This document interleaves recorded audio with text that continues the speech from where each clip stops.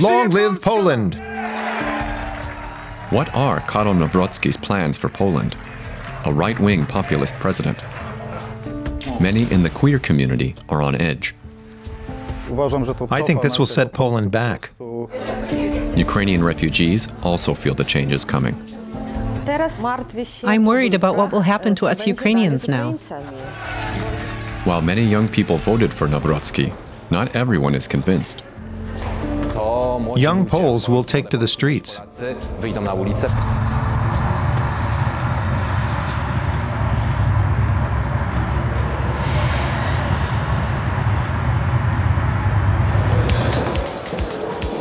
What's 17-year-old high school student Paweł Mrozek doing at the Sejm, the Polish parliament? Paweł launched a campaign to get more young people interested in politics. He's delivering a letter, asking important questions along the lines of, what do politicians actually do for us young people? He wants to present the letter to the parliamentary speaker in person. Is he nervous? Yes, of course. But I hope for a response. It's never certain that politicians will respond to young people activists and organizations, but this time, hopefully.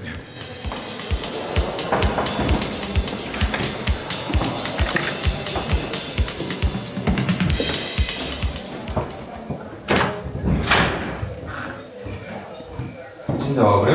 Dzień dobry. Biegnę. Dzień dobry. Dzień dobry. Hi, I'm Paweł Mrozek from the student campaign. We wrote a letter for the president. Oh, well, I have a big favor to ask. We have our own system here. You would have to go down one floor. A polite rejection. Paweł wanted nothing short of a conversation with the parliament speaker, but now he has to go across the building and down to the mailroom to deliver his letter.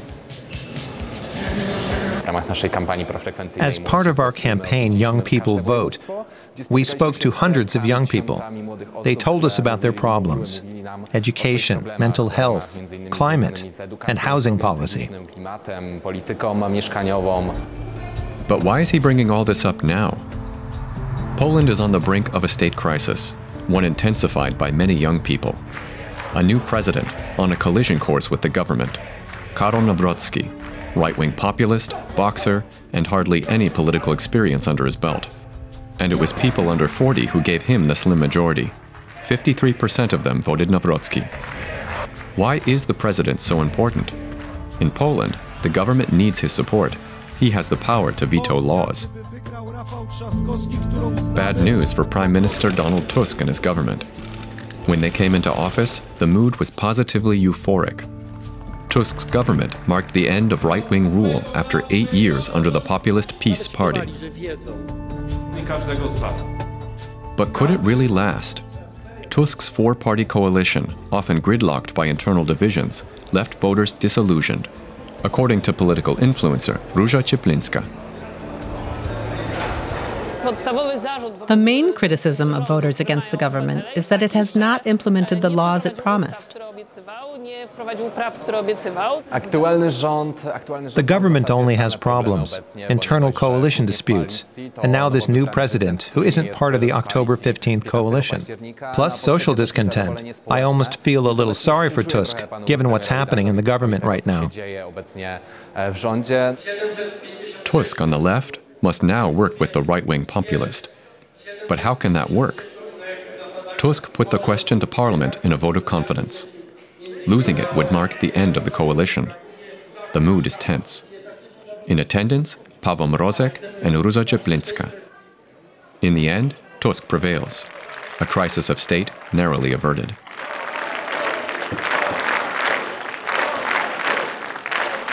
But the challenges remain. The biggest problem for the Polish government right now is that it consists of four factions that cannot agree on fundamental issues. Let's take a look at 3 of those fundamental issues: abortion, migration, LGBTQ rights. First, we meet with Emilia Niemiec in Warsaw. Near Parliament, her organization Abotak, Abortion Yes, offers counseling for women with unintended pregnancies. A highly restrictive abortion law still remains in effect in the country. The coalition aimed to loosen it, but failed to reach an agreement.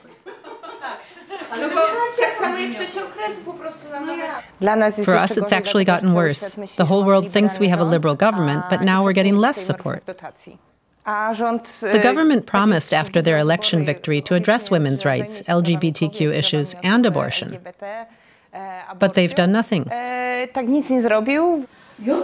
the activists, nothing is normal. Their organization faces hostility for advocating for liberal abortion laws. Abortion pills are available here, too. Outside, they are met with constant noise and stink bombs. Every few days, sometimes twice a week, or even 3 or 4 times a week, there are protests outside the entrance, terrorizing the entire street, not just us. Has right-wing populism truly been overcome then?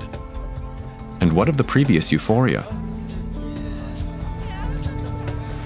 To find out more, we visit Gdansk in northern Poland. Outside a shop in the city center, a line is forming. Ukrainian refugees. Nearly 1 million have registered in Poland since Russia's full-scale invasion. Today, milk is being distributed. The demand is high. Aneta Barkowska started the initiative immediately after the war began. I see they still need help. They come to me and plead, "Aneta, help us, help us." 350 people are still coming. In the beginning, it was 600. But the mood is shifting and solidarity with refugees waning. Will they lose their official refugee status? The political change was already palpable. Now, it's helped right-wing forces win the election. I'm worried about what will happen to us Ukrainians now. No, we don't expect privileges. We can and want to work. Many volunteers still help here, and the project is funded by donations. But recently, social resentment is increasing, says Danuta Kruk, a translator who is in regular contact with Ukrainian refugees. Of course, there are many people here who want to help, but some people can be very negative. Often children experience exclusion and rejection in school. Not far from Gdansk lies Gdynia, a popular Baltic Sea vacation spot. Gdynia is home to Marcin Wojciechowski and Radek Szumowski, a gay couple. We met them once before in February 2024. That was just after the change of government. Emotions were running high. Things were no different for Marcin and Radek. Over coffee and cake, they dreamed of soon being able to marry, just like anyone else in Poland. Marriage equality was a big hope for the new government.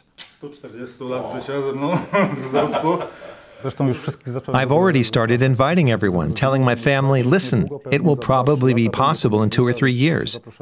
They are very much for it, like most people I know. And today, are they still planning their wedding? Marcin and Radek are managing their expectations, even if the government can finally manage to introduce marriage equality. There's no longer any enthusiasm for the issue. The new president won't sign a law on registered partnerships. We'll have to postpone by at least 5 years. The mood has shifted. Holding hands in public is out of the question for the couple. Alone in the woods? Maybe, but just for a moment. That's a problem. The social environment doesn't allow people who aren't straight to show their emotions and feelings on the street. That sort of situation really stresses me out. The idea that a country can simply overcome populism, has it failed? I believe it's setting us back as Poles. This isn't the way to become a European, modern country, where everyone can feel at ease. European, modern, labels that often rub people the wrong way here. We're in eastern Poland, not far from Ukraine. Calling Chrzanów County a right-wing stronghold would be an understatement.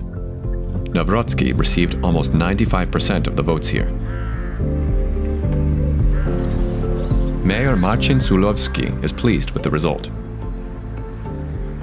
A fair amount has happened to allow a president who is not part of the establishment and not connected to political parties to be elected. The establishment of the European Union funded many projects here, though. So, what is it that bothers people?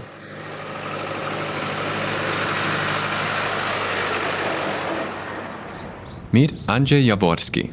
The 33-year-old farmer cultivates fields and keeps bees. There are many things Andrzej opposes, many things which he finds the new president should prevent. Gay marriage, new genders, he won't agree to such things. We as farmers have to stop this green agriculture and immigration too. That also has to stop. Even solidarity with refugees is diminishing here, despite the close proximity to Ukraine. We put it to Andrzej. How long does he think the government will last? This government won't last. In September, they'll have problems passing a budget. We're back in Warsaw. Róża and Paweł still have faith that Poland can beat right-wing populism. We expect the government to govern efficiently and not hide behind the potential sabotage of laws by the president. I can assure you that young people, young Poles, will take to the streets if the government doesn't start fulfilling its promises. The government has one last chance to do something for young people. It's time for Paweł to finally deliver his letter. I have a letter for the president. I already sent it by email, but I wanted to deliver it in person too.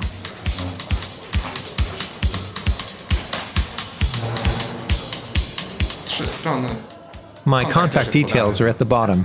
Thanks very much.